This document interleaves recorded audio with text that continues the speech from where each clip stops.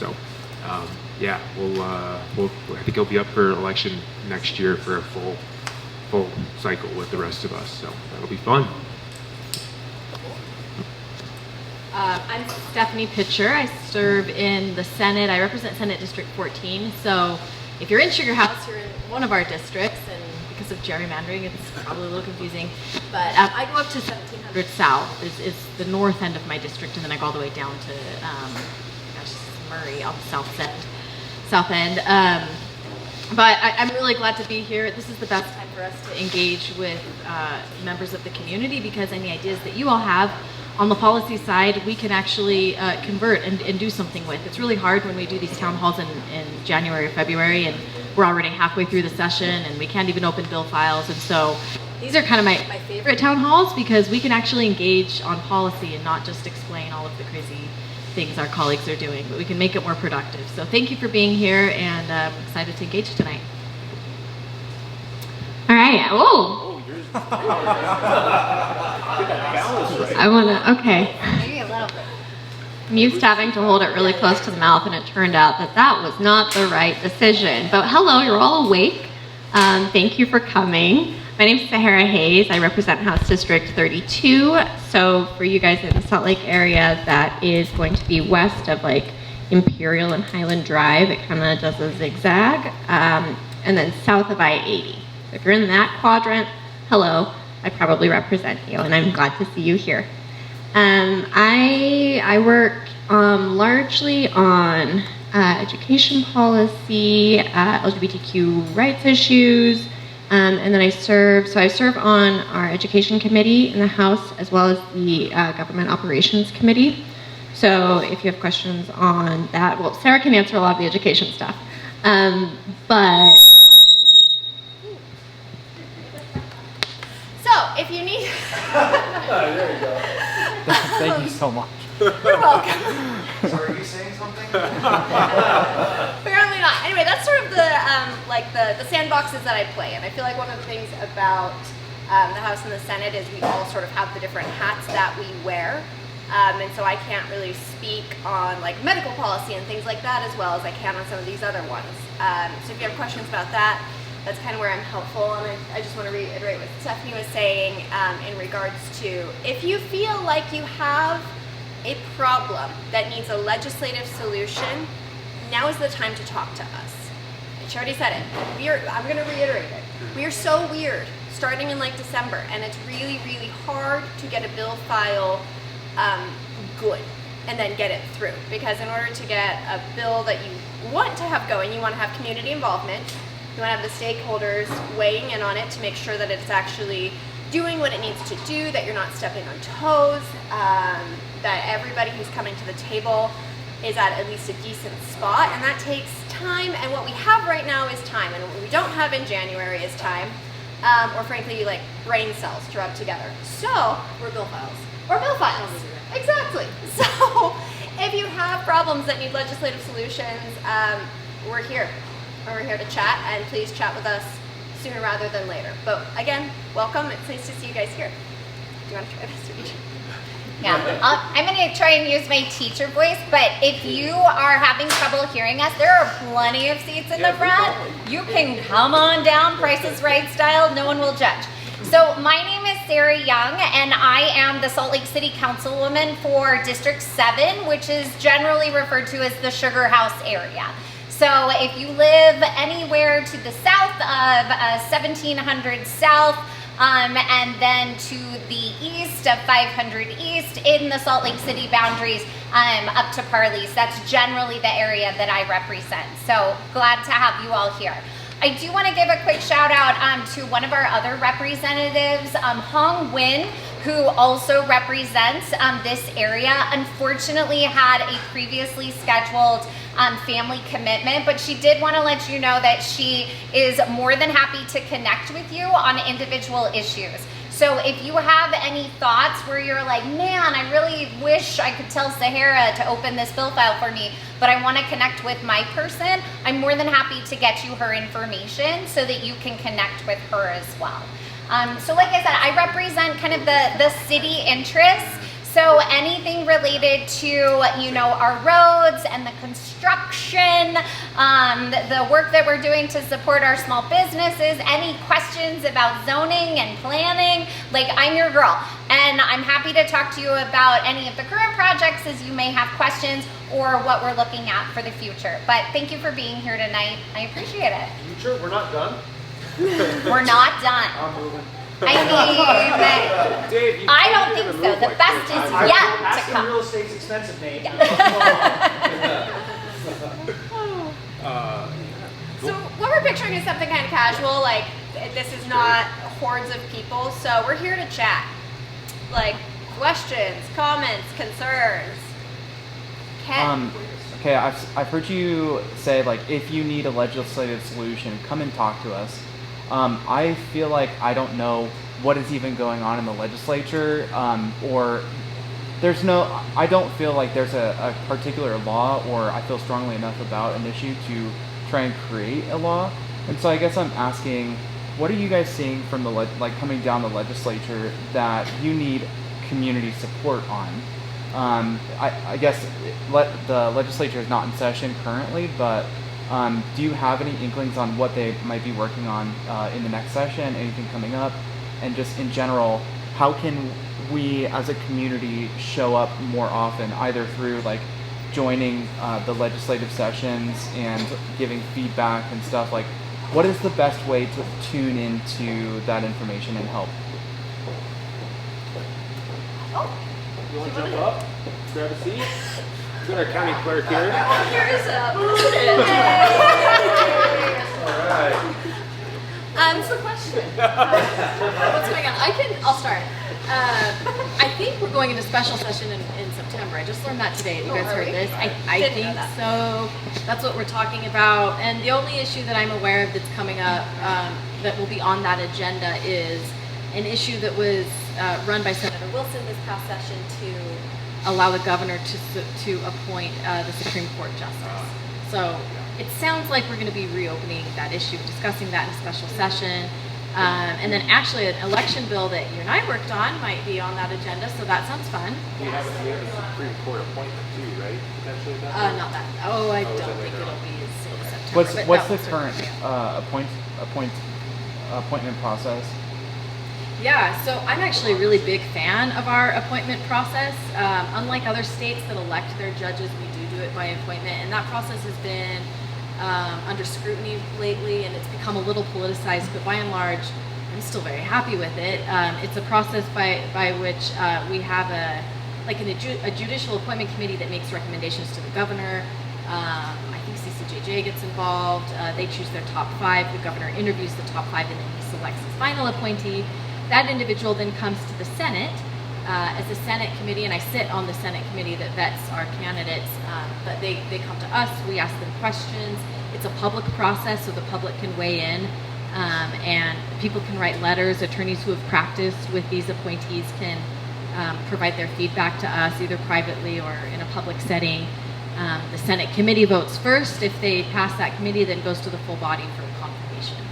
And I'll just say I like it a lot because the alternative is to have a system whereby people are elected, and I would just very much love to not politicize any more than we already have recently our judiciary, and make it a process, where people are running with on party lines, and it even takes a certain type of personality to run for office, and I don't know if I want that personality on the bench exclusively. So there's a lot of reasons why I think the process is not perfect, but I think it's very good.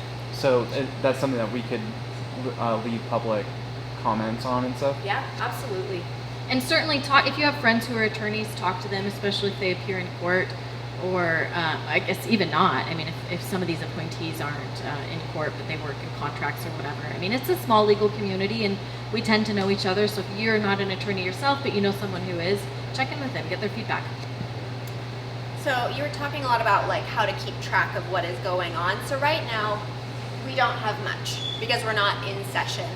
A good way in general is signing up for our email newsletters and things like that. I've been bad about mine the last few months, but in general, I'm okay. But when we are in session, we actually have, like, for a kind of a sometimes shady body, we have a really excellent website if you don't know it. It's le.utah.gov. and it is actually incredibly transparent. If you want help figuring out how to use it, that's great. The only issue that you'll see coming up is that agendas often don't go out until the day before. So it's hard to say like, okay, I want to go and give public comment on this bill when you don't know necessarily when the bill is being heard, and then it's at like 2:30, maybe, assuming they go in line with the agenda, and you also maybe have work, or we have students sometimes that want to come testify, and they're like, well, I can't because I'm in school. I've had people come up and miss classes because they're trying to do that. So following along with le.utah.gov is a great way. But you're also asking about like what bringing a bill looks like. And so just for an example, somebody brought me a bill idea a couple years ago, and it was to remove weight from driver's licenses. So it's best practice to not have that included on a driver's license. Weight can fluctuate, especially when you're only renewing every 8 years. It's not an accurate way of identifying someone. So I actually opened a bill file for that, and we went through a whole process, and I actually met with the DMV people, and instead of going through it with legislation, they're just going to, the next time they redo the licenses, take that off.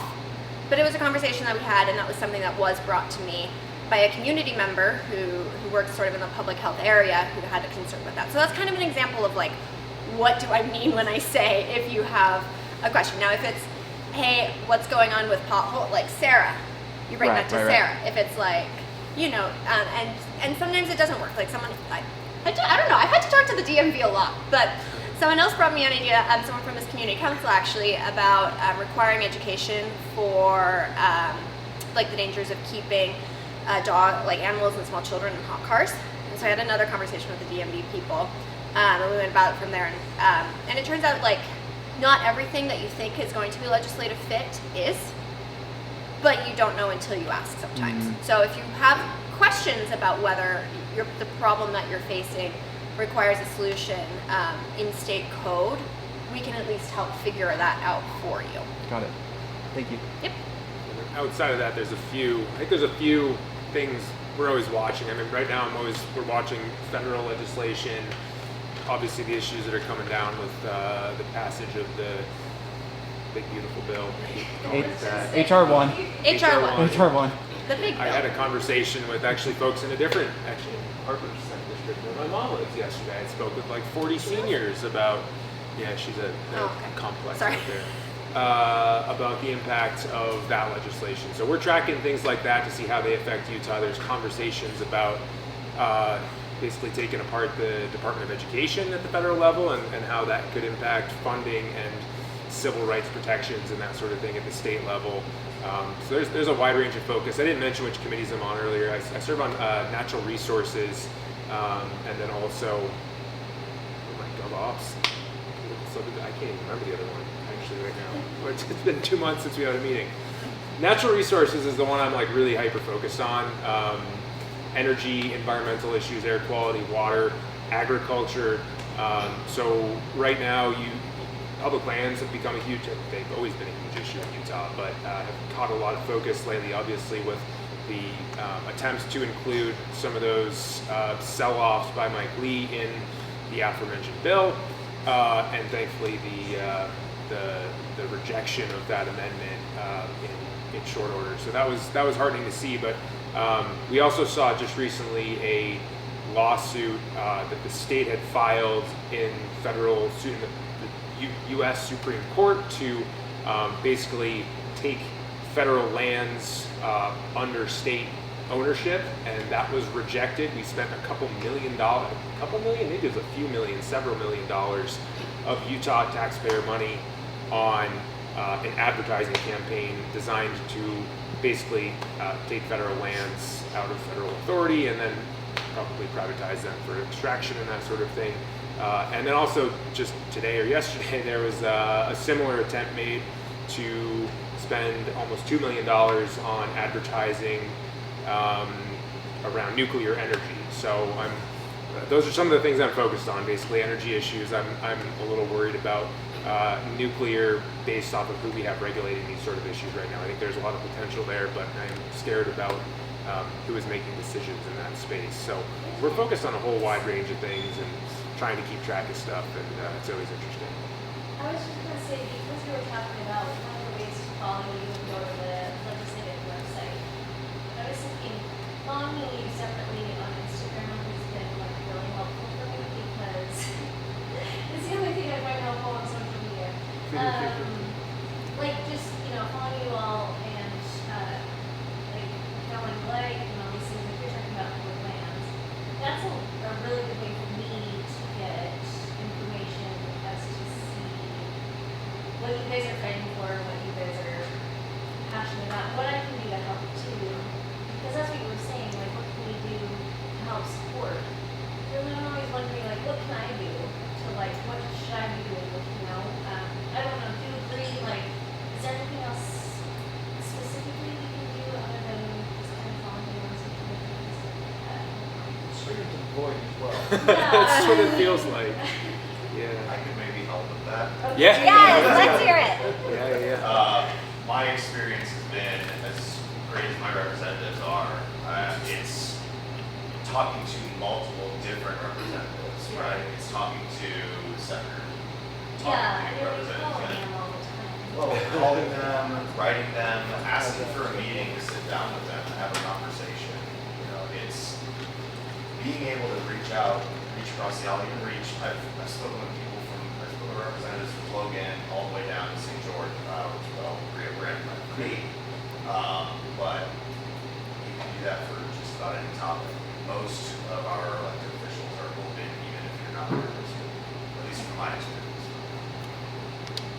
So I would say get to know individually the people that do represent you, because it's hard not to feel accountability to someone when you know their face and their name, and when you can pinpoint this is Fred, he cares about trains, right?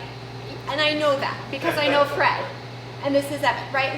There's lots of people, and it's harder to want to let somebody down when you know a little bit about their story. So being willing to get to know who the people that represent you are, even if you already feel like they're doing a great job in representing you, being willing to get to know them on that. Because then if you know them and you're like, hey, actually I do have a concern with this, and knowing that you usually align and that there's a deviation, that's gonna really flag that for me in my head as something to pay attention to. That, and then be willing to be an expert on the causes that you are knowledgeable and passionate about, in whatever capacity that might be. And that can go outside, but I literally was on the House floor and we had a bill about solar coming up, and I called one of my delegates because I knew he worked in solar, and I was like, I don't know what's going on with this bill and I need to make a quick decision. And so I called him and he fortunately answered. I was like, hey, I'm on the House floor right now. Do you like this, yes or no? And he told me, and then I voted accordingly. Okay. So I just heard on, because I listened to, City Pass Salt Lake is my new favorite podcast, because they keep me so informed on what's going on locally. And they were talking about a streets bill that got signed off by also Democrats, and it was largely written by AI, it sounds like. The research supporting it. Yeah. And it sounds like it was a little wonky, so I'm like, well, I'm glad that you actually reach out to people who know what they're talking about. I'll share one other option just because you are in the place where it happens, which is that we do monthly Sugarhouse Community Council meetings here in this room. And all of these individuals come to the meetings. And so it's another really great way to get an update on what's happening, and also for your voice to be heard. Because whether it's Derek who's facilitating, Landon, any of our other trustee leaders, it's a really good opportunity to get kind of that monthly pulse on what's happening for your community, whether it's from the city, the county, or the state level. And I think it's one of the things I'm most proud of for Sugarhouse is that the representatives are here for that, and you always have that opportunity to get an update on what's on the docket and what we're hoping the community can do to either support or give critical feedback to. yeah. Hi, my name is TJ, and I'm here to ask for more vocal and more tangible support for our Latino and other immigrant communities who are facing unprecedented fear in their lives right now. There may not be a lot of things that we can do legislatively, but I believe there's policy work that can be done. I came in pretty hot to the South Salt Lake Town Hall You're good. Ago, No, but that I was had It was lovely to meet you there.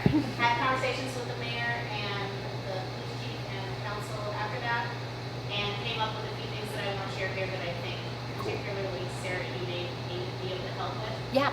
So each of you could show up for immigrants more publicly, whether it's on your social media or other places. Speak out more about what is happening in your city. There's federal overreach happening. ICE agents are lying. Last night I was on scene in West Valley where a family was targeted by masked, unidentified, armed men who refused to identify themselves to me, refused to tell me what agency they were with, and took away a father with no knowledge of where he was being taken or by whom. I don't think a lot of people know that because it's not being reported in the media because these families are terrified and they don't want to face repercussions or anything. Frankly, a lot of people in this community probably don't even know that. So anything you can do to speak out more publicly and reach out to organizers who are more closely involved in the community, please think about doing that. It would make a huge difference for the community.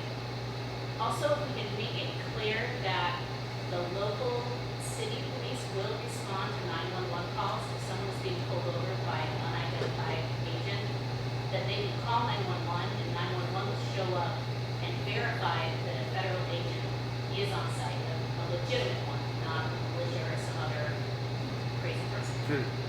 The other thing that can happen is when an immigrant is, let's say, pulled over, we know ICE agents have lied in the past. In January, there was an incident in Mill Creek where they claimed that a guy who honked and flipped them off actually tried to sideswipe and murder them, or injure them.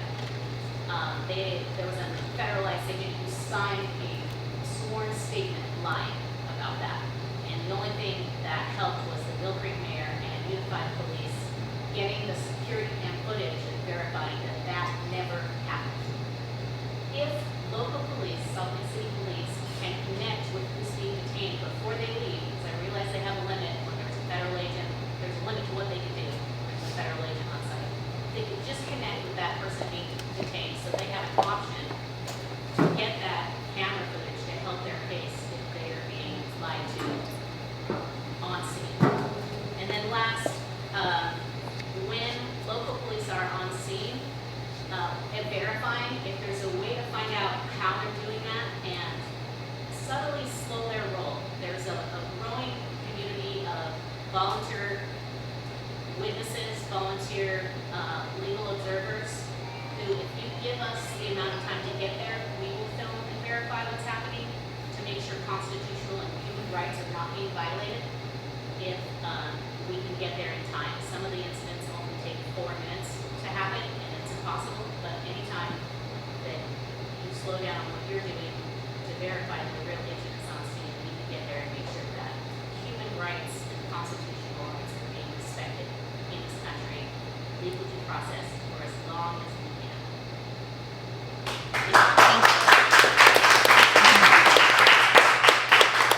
I can say I've had multiple conversations with Chief Red on this topic, as well as some of our local police experts like Detective Sam Fallows related to that. And there's nothing in their current practices that are in conflict with what you've asked for. So I think there's 2 things that I'll share that I've learned as part of like the conversations around this. On one piece, it is knowing who to call. And I think that sometimes, there can be hesitation because you already have some sort of authority on site to reach out, but that 911 and dispatch are quick to respond to any phone call. And even if you call Salt Lake and you should be directed to Unified Police because you're in it goes. So that is always an option, regardless of who you are and what your circumstance. You can always reach out to 911 with an emergency and they'll help you. We also have a non-emergency line. So that's just one piece, helping with the education. I think the other piece has also been being able to help a lot of our community partners who work within, whether it's the refugee community or some of our other local community leaders and organizations as well, making sure they're aware of all the city resources that are available to them. And we've been working really hard to make sure that that information is coming from a trusted source. And so just like, I am happy to take that feedback and thank you for bringing it. I want you to know that it's also equally important that like when we're getting resources out there, like I appreciate most people aren't going to hear it necessarily through my explicit social media, or if they did, they may not know to trust it. But we work really hard as a city to connect with all of those community organizations to make sure that not only are the resources available in the appropriate languages so that they're accessible, but that they're coming from a trusted source, which is more like can be like a local church, a local, volunteer organization, somebody who you're working with in terms of developing English language or other pieces like that. So just additional resources to share. Thank you. And then if I could chime in on the policy side, there's been a few things that I'm working on specifically that deal with that. One that I'll mention that I'm really proud of is when we were in COVID, the courts, kind of like the legislature, mostly shut down to any in-person hearings except for jury trials, and even those became postponed. And we really placed a focus on developing out an online platform for giving people access to the courts. And as we came out of COVID, courts started moving more back in person, but it appeared to be somewhat of an access to justice issue initially, especially for rural communities who, if you want to hire an attorney that practices in Salt Lake, if you have the resources to do it, those Salt Lake attorneys can get into rural communities and provide legal representation. And so as we were coming out of COVID, the courts were going back in person, and I worked on what ended up, it was a joint resolution, which ultimately we were able to just put to rest because the courts agreed to make internal changes to allow WebEx court hearings to continue. The reason I'm really happy with that now is because we're seeing ICE in places where, unprecedented places they shouldn't be. They're showing up in local courtrooms, in justice courts in Utah. In the state of Utah, we have ICE and justice courts looking to arrest, detain, and remove people. And what started out as what I thought was an access to justice issue has actually been a really important tool for ensuring that undocumented individuals who do need access to the courts can still access it, or if they're a respondent or a defendant in a criminal case, they can attend those court hearings with confidence that they can do it online and they don't have to show up to a place where they can be arrested. So that's one thing that we worked on last year, and that I'll continue to push for this year to ensure that that tool exists. A couple other things that just come to my mind is, regardless of how you feel on immigration, I think that the immigration conversation has implicated some really fundamental questions about due process and the Constitution and how that applies to everybody, regardless of where you come from or what your status is. And it's really troubling, I think, that where we're at as a society and the way that we sort of weaponize the executive branch against people who are citizens or aren't. But at a local level, there are things that we can do there as well to ensure access to justice and representation, as you state. And one of them is I've worked on funding to ensure that we properly fund our Indigent Defense Commission, our public defender's offices, that we move to a public defender system instead of contract attorneys. There's some financial motivations for contract attorneys to not provide the same type of quality representation that a public defender's office would have. So we're working on that, and I think we've made important headway in that space. This is maybe a little related, but I opened up a bill file this year that looks at the number of jurors that we have on felony and misdemeanor trials. Utah's actually the only state that has that requires just 4 jury members on a misdemeanor offense. Now maybe that doesn't seem like a big deal, but if you start to dive into the data, it's actually pretty interesting. There's some really good data that shows that a higher number of jurors actually helps in terms of remembering critical details, getting out of the sort of group think because you've got enough people on the jury that there's a more diversity of thought, and you get better outcomes. And so I'll be running that bill this session to increase from a 4 jury member to a 6 jury member for misdemeanors, and probably looking at making some changes on the felony side as well. Again, maybe that's not very critical in the immigration question, but I do think where criminal law the outcome of a criminal case can then sort of provide it turns into the mechanism as to whether somebody is deported or not. It interaction becomes pretty important. So those are some things we're working on the local level. So, the putting in through WebEx, that you feel because if not, someone can trace their back to where they are. So, probably looking at games,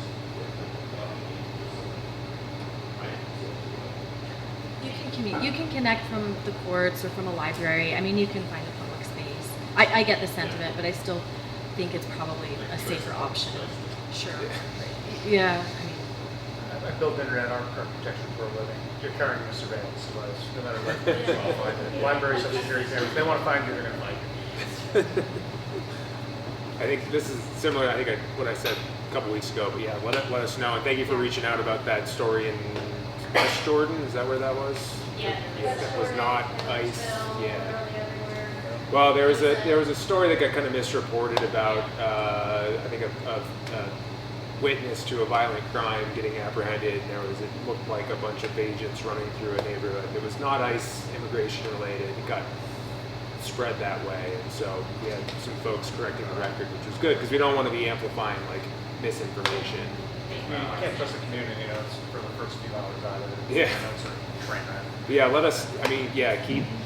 You obviously not find me on Instagram and where else, but yeah, let us know if you need us to be somewhere. I mean, can't always make it on a 5-minute notice, but if you want to try, I'm happy to. I have a good amount of time myself to get out and try and be in the community. So I want to know about what's going on, and if we don't hear about it, we don't know. Thanks. Appreciate it. Okay, I have a couple different stuff. Yeah. So school, mostly about, a lot of you mentioned the education being impact and a lot of book bans and things that are coming down the pike. I'm a little nervous about. I have 3 kids in elementary school age. So if this is not your area, I don't know really, because I keep thinking like, I should probably join my school community council. Or Yes, whatever. yes, you should. Do Yes, it. Yeah. but I still feel like even then they told me like, they don't have a lot of control over what plans and things like that. So, You could run for local school board. yeah, school board. Who do I go to? I mean, I don't even know. That's my great question. I don't know, how much control do we have over something like a book ban? Who do we go to? Because I feel like it could just be like one little organization or one family or one person that's hell bent on a book ban, and then it gets passed into law, and then Yeah, so the number's 2. It's 2 families Yeah. can do that for the entire state. okay. So you're correct. That's a recent change, right? That Yeah, became that was law a couple years Yeah, ago. so there's a couple different levels to it. So I worked for the Utah State Board of Education for 13 years until just recently. So it's a topic I'm super familiar with in a way that feels like a little weird for like the city council person to be like, let me tell you about K-12. So a couple of things that I'll note. So here in Utah, we do have legislation that allows for a statewide book ban. That can happen based on it being banned in 2 districts or in 4 charter schools. And so once that happens, it gets submitted in terms of a content piece, and it's a process only by the state school board. Like once it's happened, as long as they can verify that the appropriate process was followed at the local level, and then that book gets added to the list of books that aren't going to be available in the school library. So things I will note about that are that it doesn't mean that your child can't read that book. And I'll be really transparent. The number of children who are checking out books from their school library goes down every single year. And so they're getting their content in other ways. And so it's something that you as a parent can make that decision for when it comes to that piece. What I will say though is the thing that I have found to be the most important in K-12 when it comes to like showing up and being an active voice is by telling and thanking your teachers who are teaching books that are of value to you, because it is very scary for them to make those choices. So my child had the opportunity in their public school, high school 9th grade year, to read To Kill a Mockingbird. I knew it was scary for that teacher to make the choice to put that on the syllabi. And so I was like, thank you for teaching this book to my child. And I also thanked the principal because it helps them to know that there is support from the community that is closest to them. And I have found that to be one of the most impactful pieces. You can certainly go the legislative route to see what's possible in terms of updating and amending the existing code to maybe include more districts or more charter schools to be that threshold. Because this group is like not in the majority, that gets challenging, which is why I always like to advocate for that local conversation with your teacher and saying thank you for teaching this. Let these individuals know that they're supported, because that'll make the difference in whether or not they teach it the next school year. Yeah, it's mostly just principal. What are you in Salt Lake City or? Yeah, right here, Diller. Okay. And just to be frank, I don't think there's going to be any political appetite for that changing. Like there's appetite among us, Right. but that I'll run a bill. just the but it won't culture, go the anywhere. culture of the legislature right now means that that's not going to move forward. Right here, so this is I love my bubble, but we have to work with the greater bubble, and that provides some tricky situations. So it might be a good conversation to have with the legislature in a few years to see about reassessing that. Right now, I'm frankly hoping that the person who's really been spearheading the book banning forgets about it for a little bit. Like, I think that's frankly like. So it's kind of Ivory. We got really excited this year because he was really focused on gold, and we were like, thank God. Go and like deal with gold and stop ruining schools, like please. So It's kind of the pendulum though, so it might be. yeah, it might.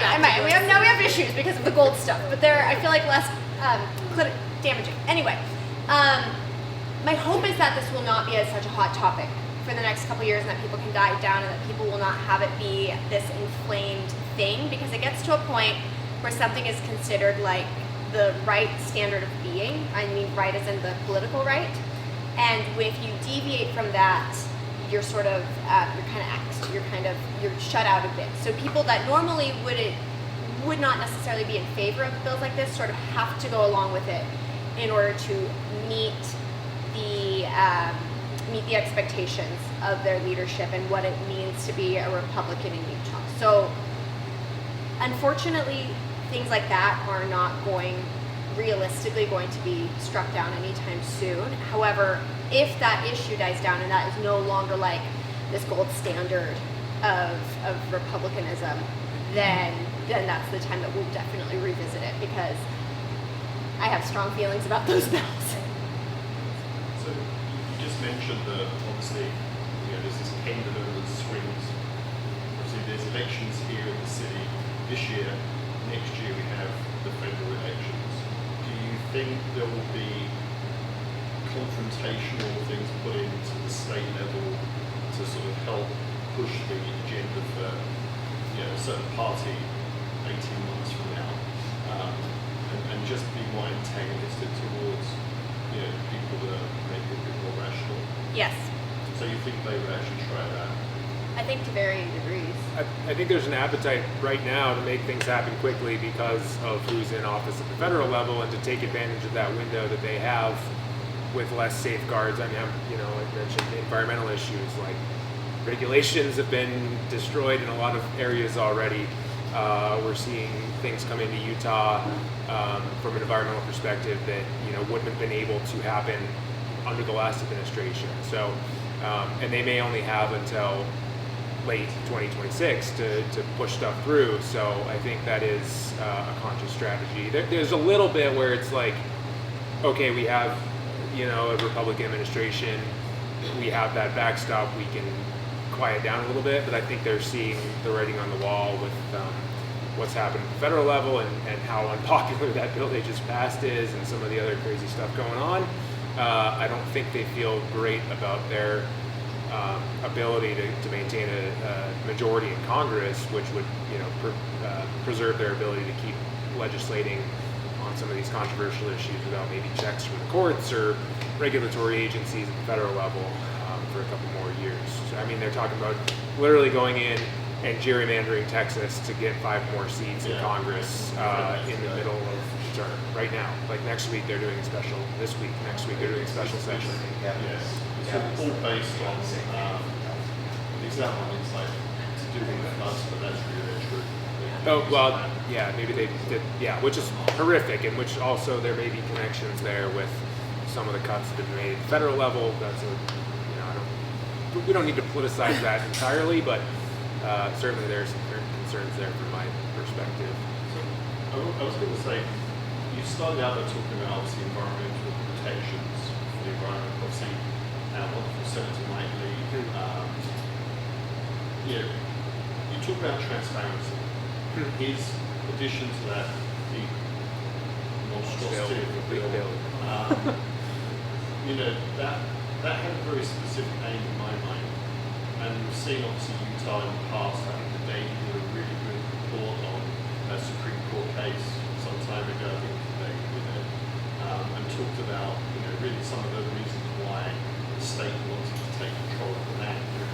So, you know, clearly there was a lot of pushback on that across the country for multiple different reasons. You know, whether it was billionaires buying up land, ski resorts basically buying the land and expanding, which may or may not be something of interest. I can answer that with you, I believe. Yeah. We can talk. Yeah, we have. Yeah, there was a mountain bike community. You know, we're going to lose all these great trails. Hunters, There's the hunters. Yeah, there were so many different reasons, but how do you sort of get to the bottom of what the underlying reason for this is? Like, clearly Utah wants to extract. You know, they talk about Harleys and expanding some line up there. You know, you can drive across Wyoming and look at the results of a lot of these things. We were just in Anaconda, Montana the other day, and they had a smell works. They're turning it into a state park now, but having to do huge amounts of like recovery of the land and everything else. So, you know, there's all of these things that go on. Their fundamental driver is money for them. Yeah. How do we expose that? How do we help you get that exposed? OpenSecrets.org. I think it's exposed. Like, I think it is exposed. People just care about other. Yeah, they care about their own money. I don't know. I think it is exposed. There's also like, I'm sorry, if you're sitting in this room, you are more politically active than most people. Yeah. Period. Like, most people don't usually show up, as you can tell, for town halls with local electeds. And it requires a certain amount of like flexibility of time, of interest and ability to research these things, of willingness to. Like, I frankly, like, there is so much wrong with the world right now that it's really hard to actively engage with every piece of it in an intelligent way. So people might know, but it's also taking the time and the effort to dig up the pieces of that is difficult. And then every year going and voting for that, also when you're feel more safe personally and comfortable voting with what's familiar. And Lanny, so if you don't know Lanny, by the way, this is our county clerk, and she's one of the best humans in the world, and she raised her hand, so she might have an answer to that. Yeah. It sounds simplistic, but it's honestly not true. Do your homework, figure out the candidates. Don't just vote based on party lines or who might not go to your church. It's doing your homework, finding out what the representatives. We have some amazing representatives here, and I speak not as a colleague, but as a mom, as a resident here. This is amazing that we have this kind of engagement with our local representatives. It's voting, talking to your neighbors, talking to the people at the grocery store, talking to your barber, your dog walker. Like, I talk to everybody.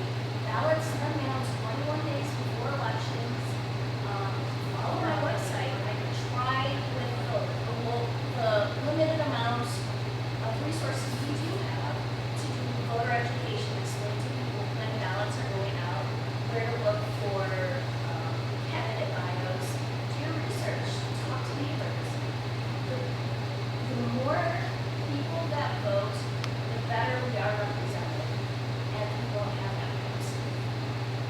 Yeah, I mean, regardless of what you think about Zoran Mamdani in New York City, I mean, you saw he excited people, and he got a turnout of young people and other constituencies that haven't shown up in a lot of elections. And so I think, that comes from the candidate having good candidates for sure, but also having people who engage with candidates and understand what they're about, and if they like what they're talking about, going out and talking to neighbors and building support for them. And I mean, we saw with this public lands issue, just this kind of weird coalition come together that really, fought hard, and we need to find ways to keep those together. That's I don't know how to do that. Right? That's a bigger conversation, but like figuring out where those coalitions amongst the public lies and different interest groups that have maybe for different reasons feel the same way about an issue, and trying to turn that into action,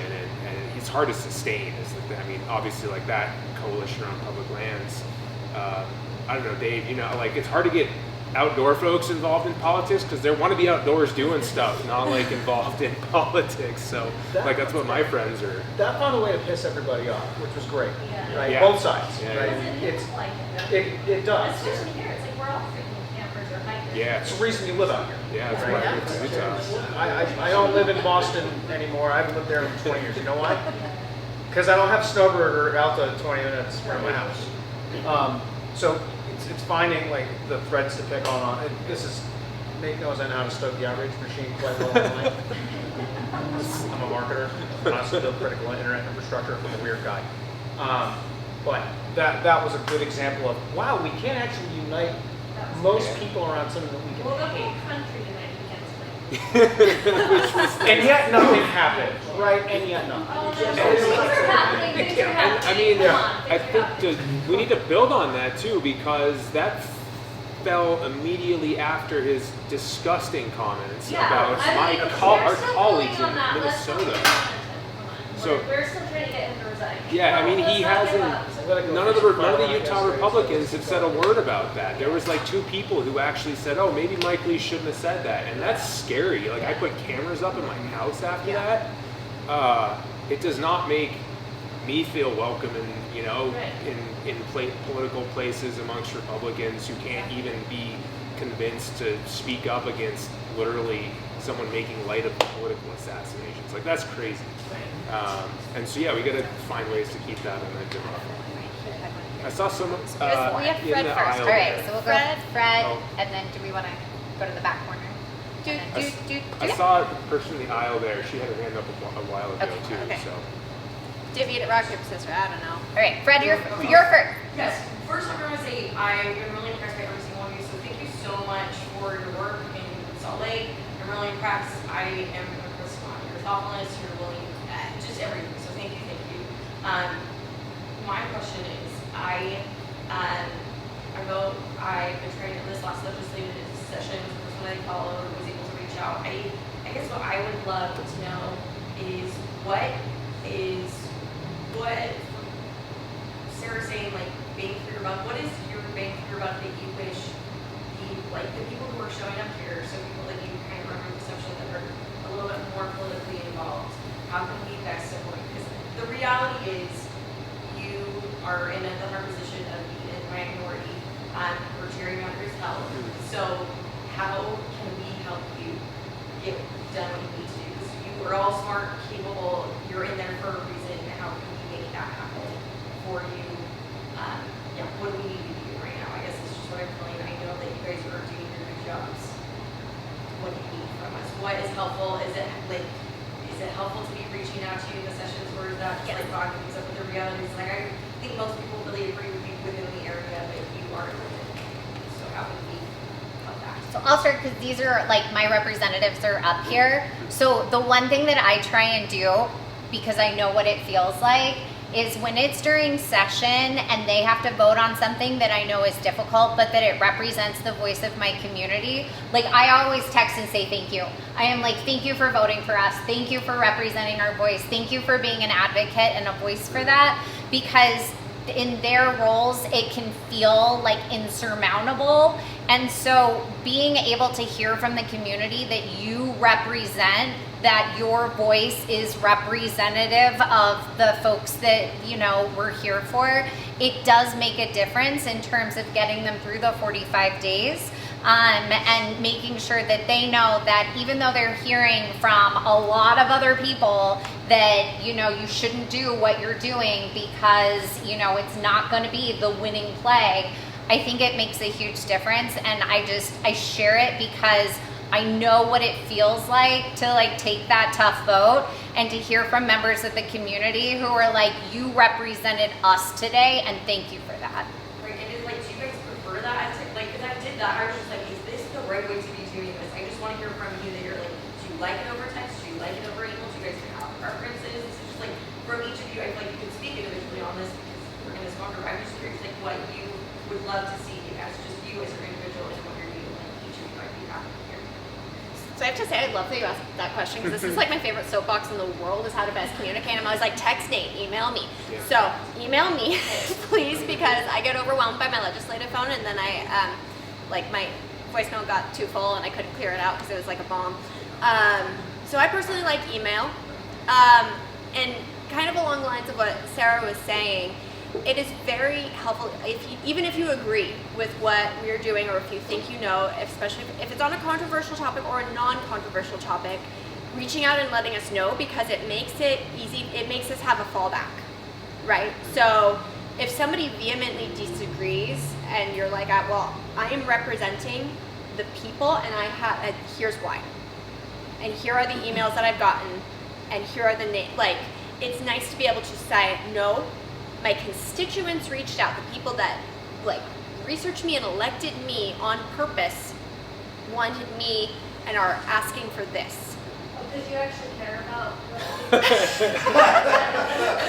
Personally. Crazy.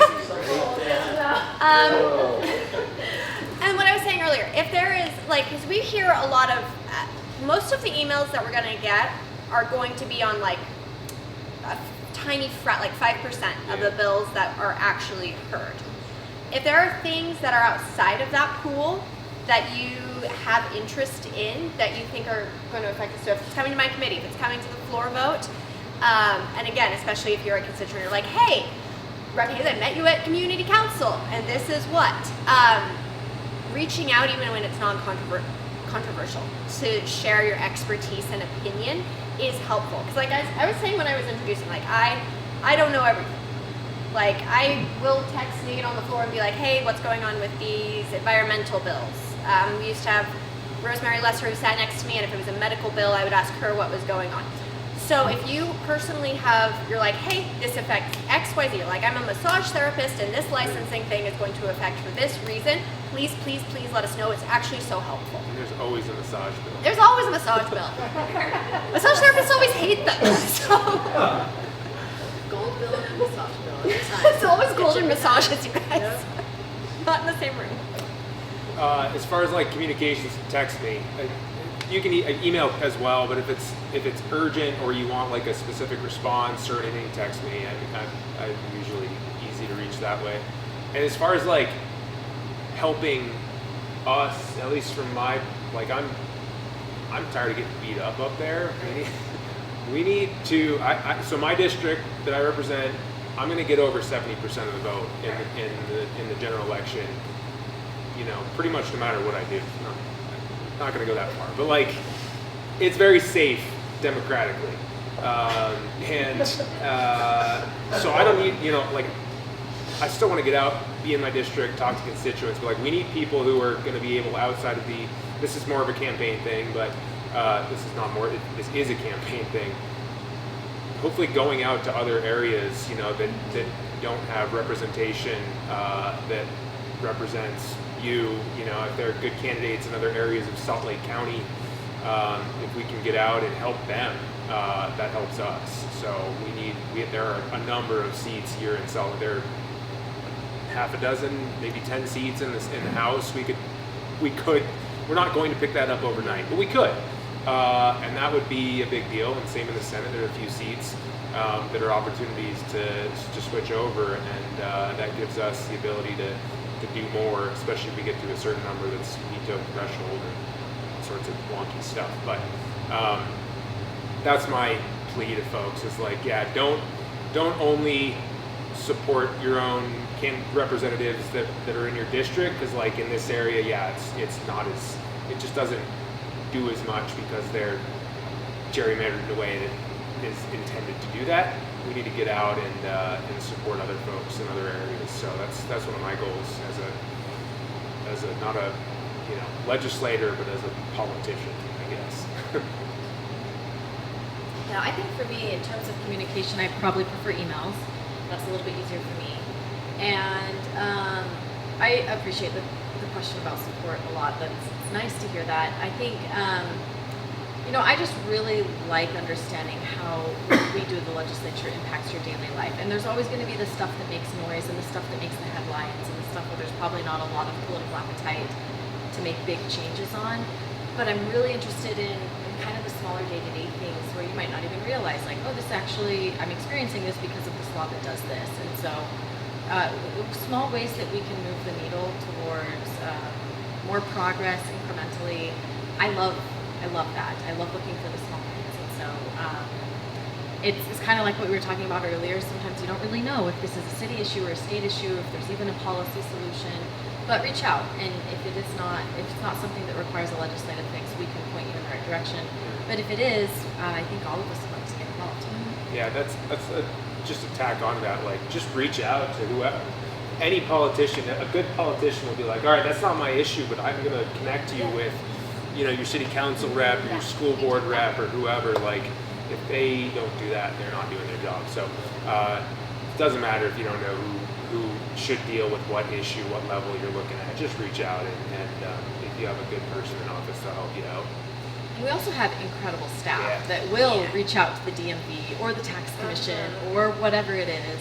And I find that the DMV and the tax commission are a lot more responsible when it's us that's asking, even if it's our staff member that's asking on our behalf. So maybe it's not a policy solution. Maybe it's just a really frustrating experience you had or a problem that you need to be solved.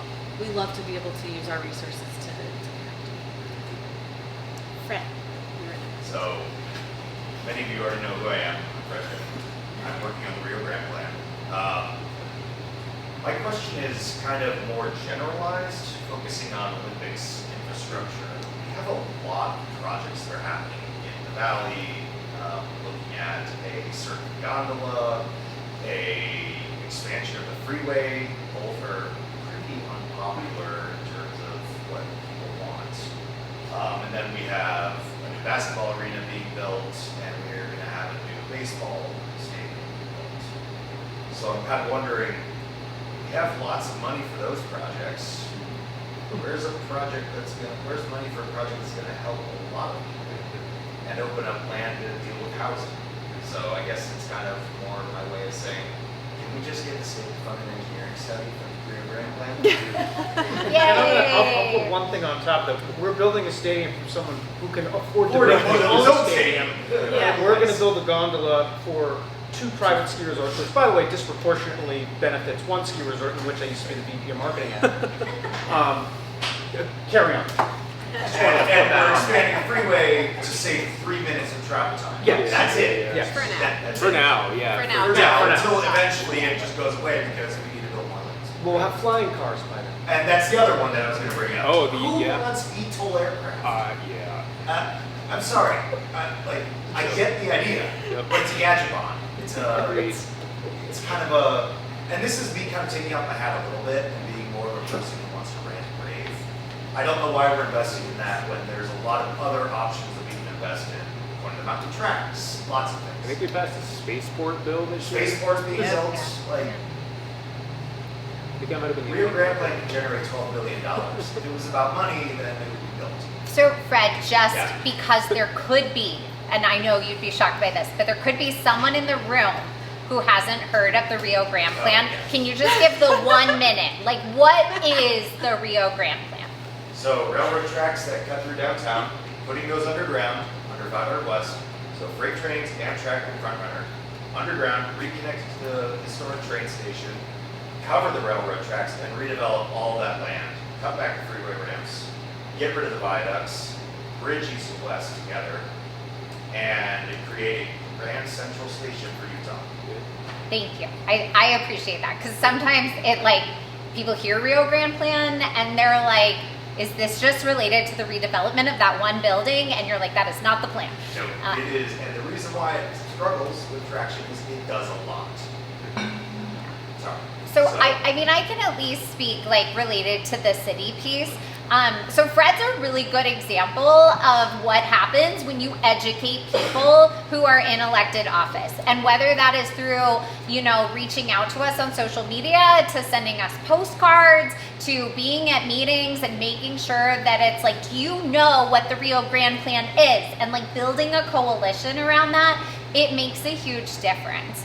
And so I know that, you know, from the city perspective, that as we're looking at what does it mean to be able to invest in projects for the future as it relates to Olympic dollars coming in and the infrastructure that we need, Rio Grande Plan is on the list because of the amazing advocacy of Fred and others who continue to educate people at all levels of government about what the needs are, to the point where it's galvanized a couple of the council members who have actively collected hundreds of stories from individual residents in the city who got stuck when a train was coming through and missed a job interview, weren't able to get to a doctor's appointment, you know, had like missed a wedding, you know, or something because they were waiting for so long due to the tracks. So I think that it's not a question of if, it's just when.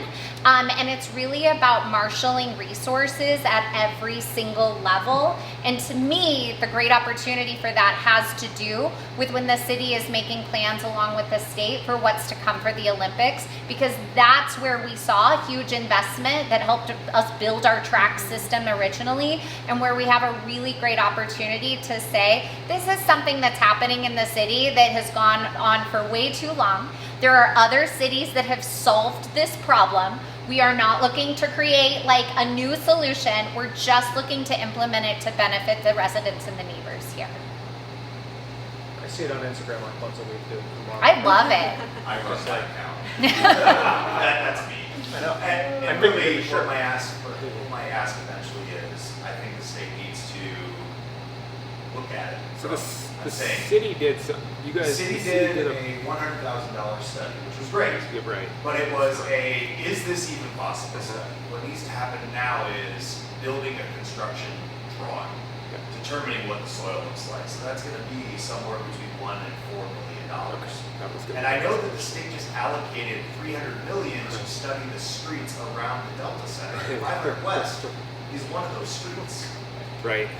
Just saying.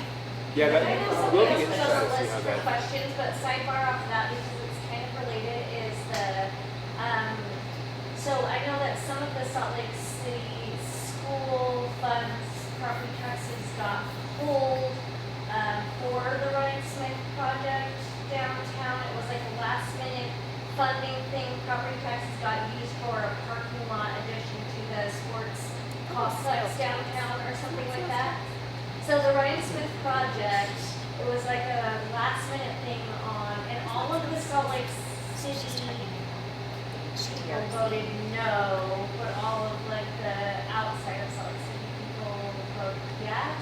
And I believe It's that the some of our HTRZ. funds got, some of our taxes got pulled for that. Yeah.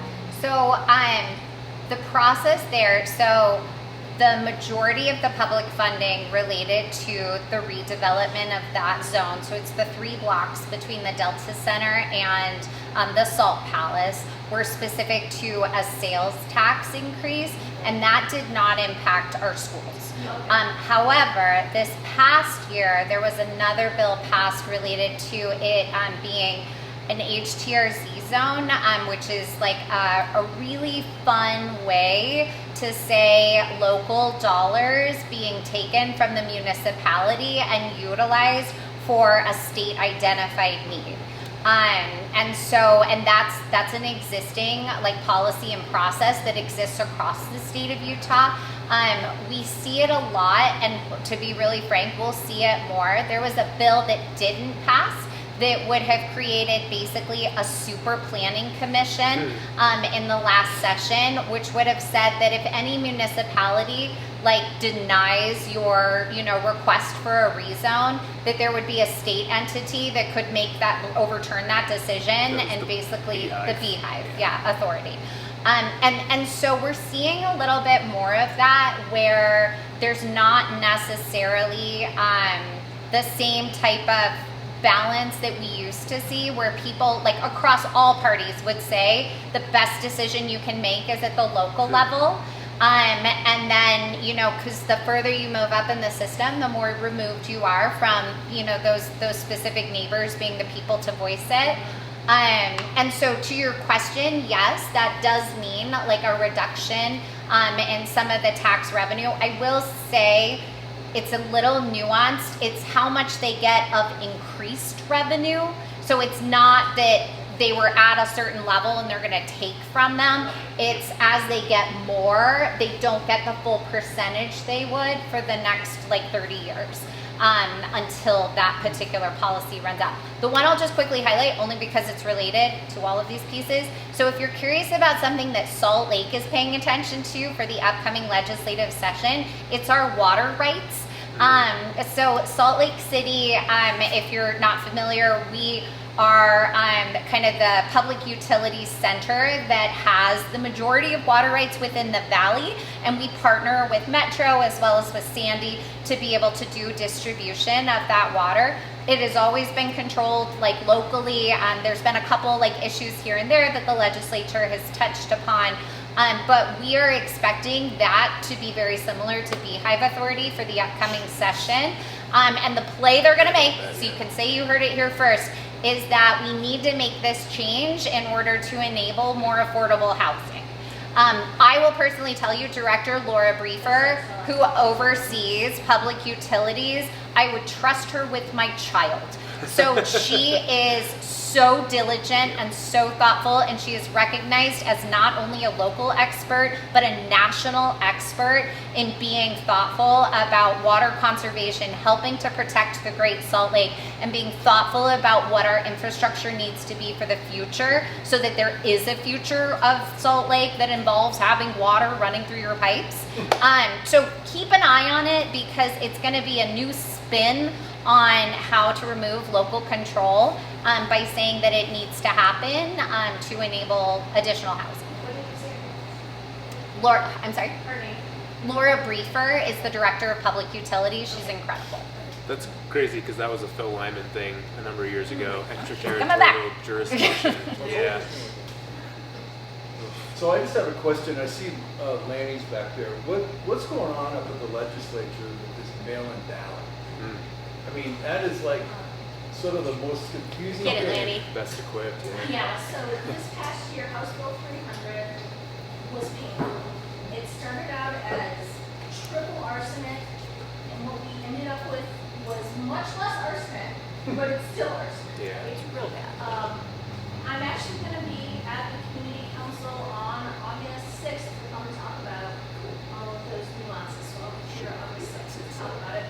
But small preview, we are no longer a primarily by-mail state. We are an opt-in state. So as a resident, you have to opt in? By 2029, you will have to opt in. I will send you so many things. You will be sick, but that's okay. That's all right. It will not, but what I'm going to do is I'm going to do a lot of social media. I'm going to go out in the community and talk about websites that people can go to. So it's not just me mailing. I'm going to have stuff online, so not just Salt Lake County residents, Davis County, Weaver, Tooele, Juab.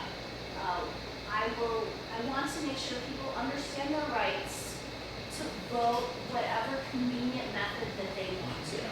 And it's not just Salt Lake residents, it's the whole state. So since we started our vote by mail process, over 90% of people that participate, 90, do so using their by mail ballots.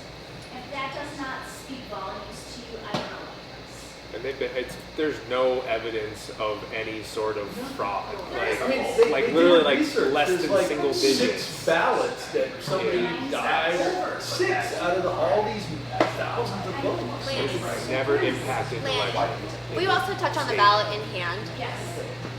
So another fun thing that House Bill 300 brought forth is we're no longer a postmark state. So if you use the USPS to return your buy now ballot, you have to make sure that I have it, or whatever county you live in, that it's in your clerk's hand by election night at 8 p.m. It's not as much of an issue on the Wasatch Front because you can mail something and get it within Salt Lake County within a day or two. Easy peasy. But our friends down in Iron County and Chua County, that's not necessarily the border county. That's not the same case. They don't have the luxury of having things quite as easily. So there has to be a huge push to use drop boxes. And again, I'm going to do a lot of education, of course, geared towards Salt Lake County residents, but really, it's for everybody. And I have grown up with Iron County's clerk, John Whitaker, great guy, just bats for the wrong team. I'm trying to convert him. He's really nice. But was there one, like, just a couple people that got all twisted up with this ballot thing and said, oh, we need to change, I mean, we're like the poster child in the country Yes. for mail-in ballot. So unfortunate that, remember how earlier I was talking about like sort of the things that are like the pinnacles of being a Republican, a good Republican and all that, that's become one of them. And so people are passing around, so I was in the committee that heard this, people are passing around these flyers about the states that have entirely vote by mail, and it's like California and Washington and all these, and everybody's like, oh, look at us. We don't want to be associated with California. That's bad. So it's sort of become its own boogeyman. It's a conspiracy. It's become its own boogeyman. There are people that are very upset about vote by mail, and they will be upset about vote by mail no matter what information is put in front of them. And I know this because I've seen the information be put in front of them. And they are very loud, and some of them are elected.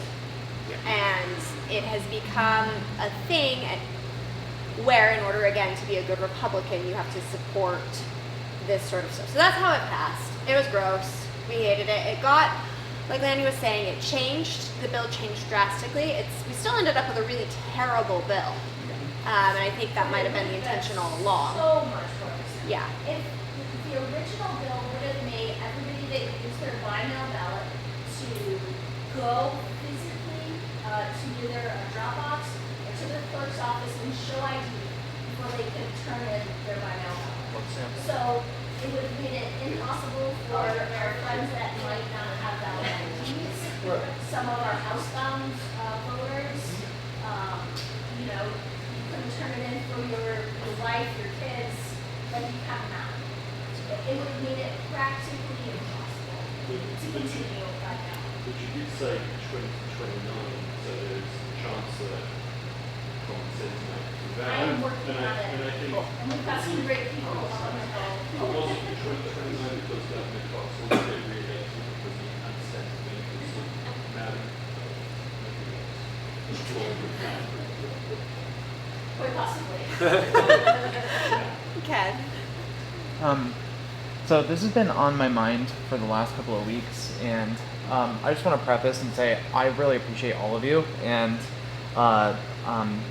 thank you for continuing to show up. But I just went to a town hall with Representative Sarah Jacobs from California's 51st House District, and she explained that the opportunity in our moment is to community build via grassroots efforts, from the ground up, rather than from the top down.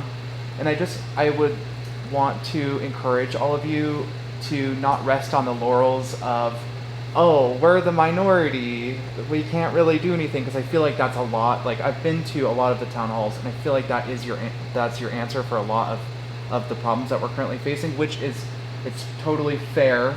It's a fair response. But when Republicans are cutting SNAP benefits, or they're kicking people off of Medicare or Medicaid, we need you helping us to get organized in our communities and showing up and being visible in those communities. So if it's going to a food bank and volunteering your time and making sure to invite your constituents to come and help, to be visible in those communities, or to go into like old folks' home or something, like offer those opportunities for your constituents, because like you know, I sat in this very room in February and asked that exact same question. What can I do? What can I do? I asked it twice, Senator Pitcher. What can I do? So I just want you guys to know that if we are to send you to the like a U.S. Senate seat, you need to be doing that job. Whenever you want a promotion, you are doing the work that you would be doing if you were to step into that role. And so I would just challenge all of you to keep showing up in your community and help us get organized. These town halls are great. I appreciate you being here, but like, we need you as leaders in our communities to help us get organized as well. I agree, because I want to show up. Like, I want to protest. I want to be there for fucking ice. I want to get my plea out. I want to send postcards. I want to protest. I want to do what I can. But like, what can I? You know what I mean? What can I do? So I would send you guys to any one of you to see the place quickly. But like, yeah, I think just the feeling of helplessness and like knowing what to do. So I don't know. I'm serious. So I'll just share two thoughts to that. So I think it's good feedback. I will say that when it comes to like being in the community and like volunteering for spaces, I think to Sahara's earlier point, signing up for our email list where we're saying, hey, we're gonna be here. Like, my sister works at the food bank. I am there all the time for like community outreach, and we share that information. So, you know, I appreciate like that it's a little bit, you know, like broken in terms of like, I have to go here to get this and here to get this, you know, but I think like persevering in that space to be like, no, like I want to volunteer this past Saturday at Fairmont Community Park with like a bunch of kids who are trying to like clean up the park and like help the trees grow. Like, those are opportunities that we regularly share and always welcome community at. The other thing I'll just quickly share, and again, she's my representative, which is why I can speak so knowledgeably. So I went to Sahara this time last year at an event similar like this, and obviously I'm passionate about Salt Lake City and the role I serve as council, but I am just as passionate about our schools and what needs to happen, and we have a huge issue right now related to absenteeism.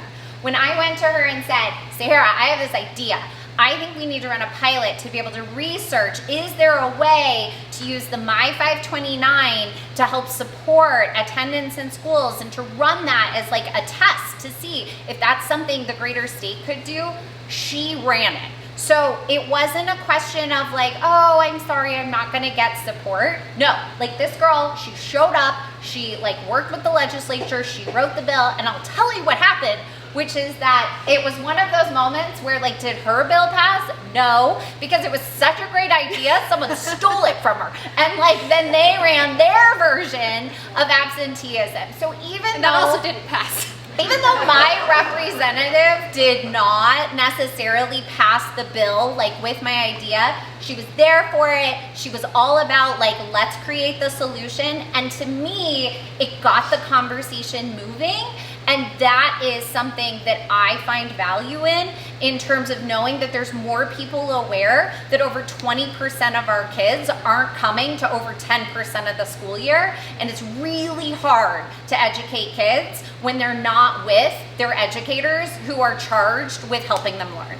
And so to me, I would just say that even though you may be like, well, I mean, I can go talk to Nate and be like, let's save the Great Salt Lake. But like, he's not necessarily going to be the banner for it. By him advocating for it, but by him advocating for it, it keeps the conversation relevant, and you never know who's going to be like, Nate, that's a really good idea, and I see you're building a coalition, and I'm going to steal it from you so that I can like run it on my own to be able to achieve an outcome that may not be exactly what you asked for, but it's close to it. Sounds like the usual progression of these bills.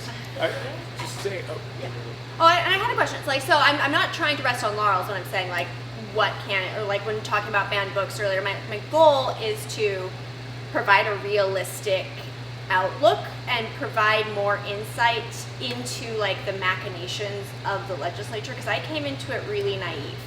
Like, I came into this, I was elected, and I definitely had, I cared so much about the issues that I care about, and I came in with the idea of, like, when you present people with information that is new, if it is the right information, they're going to internalize that and work that through their own systems, and then you're going to lead to different outcomes. And that is not always the case in the 104 people I was served with, and that was sort of like a big slap in the face to me that I had to really work through. So my point in trying to talk through, like again with the banned books example, where the political sort of wins are, it isn't to try to do that, and if you prefer approach in a different way, but my goal is really to try to give an accurate representation so that people know what is going on, not necessarily through rose-colored glasses. So I don't know if that... But my statement wasn't at all related to anything that you had said, Sahara. I just feel like there's an apathy in our electeds in the minority, in that, oh man, we're the minority, wish we weren't the minority. Sure. You know, and just in general, not specific to Sure. anything that you have done. Of course, I just wanted to clarify, and if people here would prefer like something different, I can try to communicate differently, but that's my goal in doing so.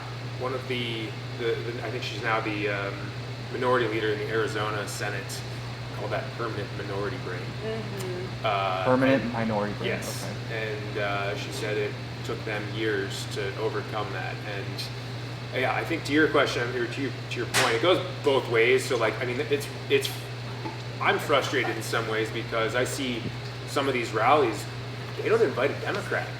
They want to keep it apolitical, and it's not. It is political. Like, these things, we need to be there. We need to be invited.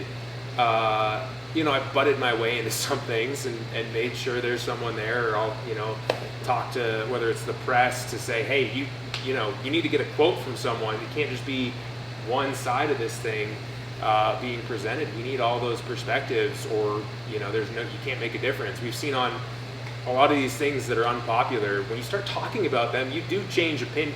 To Sahara's point, like, yeah, the legislature, like, they're not going to change their opinion about most things. Like, you can say, you can have the best data by the best people, doesn't matter, it literally just doesn't matter. But people and the populace, they will listen, they will hear things. We've seen immigration. Trump started off, it was a strong topic for him. He's underwater now. People hate what he's doing in immigration. They hate this bill they just passed. Like, we need to be talking about stuff.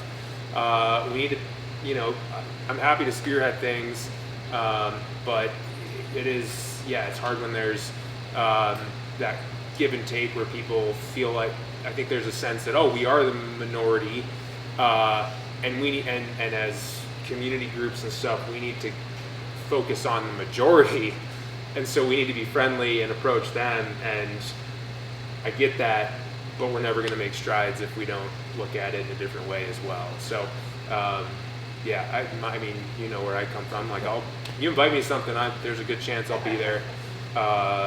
And if there's desire to spearhead more things, then I mean, I just had a conversation with someone today that got me thinking about that. So someone who used to have a big voice in Utah politics that has been gone, and is frustrated with things. So yeah, there's I think a lot of opportunities there to get people excited. You know, that was the point I made earlier, is yeah, we need to get people excited and communicate what we would do if we did have the majority, or at least some semblance of like a real check on the majority party. So yeah, I'm always happy to strategize on how to make that go even further. But yeah, that's it's bleak right now. And we've just got time for a couple more, so. There wasn't really a question, I was just going to pass along how to help a little bit. I've thought about this for months, and I've actually posted about it. When I have a private Instagram account, so I'm like, when I talk to people about politics, it's like I'm just talking to myself. Yeah. Like, what am I doing here? Like, I'm not changing anyone's mind. And I started thinking, well, I follow 3 quarters of you up there, and they're always posting about events and protests and how to contact your representatives and all of that. And I think that's great, but I think what's more important is for us to share that with people, right? Like, then we get the word out there too, and then hopefully they'll be like, oh, cool, that's a cool event, I'm gonna do that, and I'm gonna share it too. It's just word of mouth. We have to follow all of our representatives and to help them help us. I'm not just talking to you, you deserve to have a very friendly We need the neighborhood hive to put up like more little like Oh, those are. sandwich boards and stuff outside too, so it's always helpful to know what's going on. Every road construction sign had something politically Yeah. informative. What an opportunity. I love Also, it. be Thursday to meet Stephanie Fisher, And don't forget what Mike did. Ever. Ever. Derek. I know most of you are probably Sugarhouse residents, but August 6th, we're having our community council meeting here, 7 p.m. Diane's going to be here. Most of those folks will be here. But we also have the Sizzler for a proposal for the Sizzler. Yeah. So if you want to give Gas your station. opinion for, against, It won't be a gas station. Sarah has all the answers. S-line terminations. I know, we're working on that one too. We have a lot going on. I think we're at time, and I just want to make sure everyone has a chance to give like a closing comment, and then we can stick around if you have like individual follow-ups. I know Dave wanted to talk about construction, so I don't know. You can, I love it. I'm here for it. Let's have the It's like conversation. 4-prong. Yes. The S-line extension, what, $41 million for 100 yards? So yes, I'm happy Next to have topic, that. that's crazy. We got to rapid fire this. The hotel height, that's also going to drive me insane. I've lived in this neighborhood for 9.5 years. I joke with him online, I'm so over it, I have to get out of here. Like, I can't open Instagram and see the businesses dying, bleeding to death to make it stop. Like, I can't see a road paved and then see it dug up 9 minutes later again. It's just, it's never ending. I literally have members of the 1300 East. I live on 13, so this is also a nightmare. In my living room with the windows open, and it was 90 decibels in my living room. And I said, do you want to have the meeting somewhere else? Because this is what it's like in my home all day. And then they said, don't worry, it's almost over. And then I brought up the S-line extension. They went, oh yeah, that. Yeah, that's going to happen too. I went, so when does it actually end? Because I've been in the neighborhood 9.5 years. It used to have charm. It used to be quaint. Now it's just millennial first trap housing for $2,600 a month for 2 bedrooms, which doesn't allow people to save for anything and just create big dumb boxes. So like, and that was another thing. I had a vagrant on drugs in my living room, or on my living room camera this morning knocking on my door. Like, I won't ride my bike into Sugarhouse because they'll steal it. They'll knock me off of it. It's already happened to me twice when I lived downtown. Like, I am just like, what? Why are we bringing the downtown problem to the neighborhood up here? Yeah. So I'm gonna give like bullet points as quickly as possible. I'll just meet so, with you. Yeah. And then we can do it. Okay. All right. Yeah. No one else interested in No, construction? hit it. Okay. I'll hit it really quick. So Okay. I think the first thing that's really important to note is like no one in the city, myself included, would be like, hey, you know what? This construction plan was a great idea. Okay. And so to give a quick why behind it. So there was a bond for Fund Your Future that the city passed back in 2018 to be able to redo roads. If you ever drove down 2700 South and thought you were going to lose an axle, like the needs were pretty great in terms of being able to resurface. Originally, all of the development plans were spanned out over the entire life of the bond, which ends in 2025. COVID happened, which left obviously a huge stop in traditional project planning and city works in terms of both supply chain as well as being able to bring people on site. When the city went to say, okay, we're gonna get started again because we've now got a shortened time frame to get all of these things done, it was our local Sugarhouse businesses who were like, you will put us in the grave if you do that, because they had already been closed for a pretty significant amount of time. So it was a conversation with the chamber as well as the city to choose our current reality. That was before my time. Yeah. So as a part of that, it's certainly, no one would say, you know what, let's do a construction on all of these streets at one time. No, bad idea. Definitely didn't work. But it was to the request of the businesses to give them an opportunity to start to increase revenue. Before then, they were impacted in a second way by construction. The construction itself, especially on 2100 South, had to happen. We are looking at not having the sewer capacity to be able to like support our existing infrastructure. And so at the benefit of residents, we cannot have sewer backing up into your houses and the city being like, I'm sorry, 3 years out to be able to have a solution, to be able to identify that. We've worked really, really hard. I will tell you what makes a difference for those businesses is not going to be all the efforts of the city, including funding a campaign, doing a Shop Sugarhouse savings pass, being able to provide multiple rounds of grants for like construction mitigation and things like that. What makes a difference is going to shop there.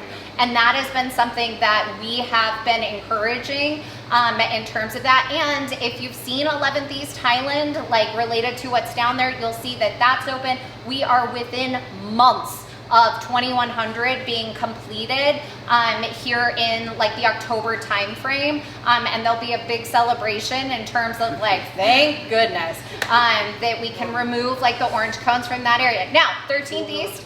They'll be like, I can drive on a road here? I know, it's shocking, exciting, and there are improvements coming with that as well, including the multi-use path, because I don't know if you've ever had this experience, I sure have down in Sugarhouse, where you're trying to get from one corner to the next, and you feel like you're gonna fall off the edge of the sidewalk just because it was so narrow. We fixed a lot of those issues in terms of being able to have more like access to some of those areas, because you are going to have to park and walk to be able to get places. Well, that's the other problem, is not enough street parking to go. Just like related to like some of those pieces. So I can tell you in terms of, like I said, the bigger picture, like we're getting closer. I understand and am just as in the space of being like, this was not a great idea. And I don't think anyone would tell you otherwise in terms of where it is. So we're really pushing to the finish line. But since I have the floor, this will be my wrap up and then I'll pass it that way. What I will say is that like your dollars make a difference to these businesses in a way that you wouldn't necessarily expect. I think that there's sometimes you're kind of like, you know, if I go buy my cup of coffee here versus like down the street at a major chain, does it really matter? And I can tell you that answer is 100% yes, times 5. And so as a part of that, you are here in the neighborhood Hive, and they were so kind to host us for free this evening. They do have the ability to charge for their venue, and they said, no, we believe in public engagement, you can be here. So the way that you can thank people in terms of being a member of your community is by shopping in this store before you leave. I personally have 2 favorites. If you haven't seen Olio in terms of all of the amazing skincare products that they have here in the back, you are actually looking at the Olio owners who are here hosting us tonight. So by supporting Olio, you're supporting this location, being able to host these types of events. And second, but if you follow me, you know, Dough Lady cinnamon rolls, if you haven't had them, they're life-changing. And so you must try them. Make sure you get them. Okay. I will say she put me on to the Dough Lady cinnamon rolls, and they are now our Christmas tradition. Because I don't want to cook on Christmas, but you have to show up here early enough that they haven't sold out. So now we buy them every year because thanks to Sarah and her yelling about the Dough Lady cinnamon rolls, it's an accurate thing. I just want to say thank you for being here. I think one of the takeaways for me from this night and from other town halls we've done is that connecting with community is one of the most important things. So thank you for being here and then connecting it out to your own communities further, right? I think that is, and knowing to show up when there are things like ICE raids and knowing when to show up for things like Medicaid calls. So we've got Fred here as a perfect example of trains. So that's one of the main takeaways that I've seen, and I think we're living in a very isolated age and there's a lot of things that are really scary. And that's it's hard when what you're doing is looking online and the world is just hellish in your little black box. And so connecting with community, I think, is so important. So again, thank you so much for being here. I'm glad that we got to connect with you guys, and I look forward to continuing to do so. Yeah, not much to add to that. Just keep showing up and reach out. Like, we need to hear from folks. That's one of the themes for sure is don't ever feel like you don't have someone you can reach out to. That helps us do our job and gives us motivation and energy. And you know, whether it's positive or negative, like, seriously, keep us on task. I always feel like there's more I could be doing. So, you know, to some of the points that were raised, like, if you have ideas, just let us know, because a lot of times people feel like they're disconnected or don't have someone they can reach out to. I hear that all the time, like, oh, I didn't actually know I could, you know, send an email or a text message to my my representative or senator or city council, whatever. But that is what gives us the opportunity, the knowledge, and the understanding of what people want us to be doing. So that's, you know, I think it's a balance of, we're elected, we have our own ideas, but we can't keep on top of everything, and we can't have a pulse on every single desire of the community at all times. So make sure you stay engaged and let us know what direction you want us to head in, and that makes our life easier and helps us hopefully speak for more people up at the legislature, because I know, yeah, people in this area in particular, really in particular, where the 4 congressional districts meet, all in Mill Creek, you know, there's a feeling of a lack of representation and a feeling that people don't have a voice in a lot of areas, and I certainly want to make sure that people do feel like they have a voice. So we can't do that if we don't hear from you. Ditto to all of that. Yeah, also just say thank you. Thank you so much for showing up tonight. It's hard to show up during the week. We all have jobs and families and kids. But as I said in the beginning, there's a lot of us said in the beginning, now is the right time to engage with us, especially to talk policy. It gives us direction. It helps us understand what the needs of the community are. It puts us in, it gives us the right framework as we head into next session. And it also gives us the opportunity to do something about it if there is a need or an issue that we identify. And so these conversations are so critical to that regard. And just as my colleagues have said, we really appreciate you showing up and engaging us.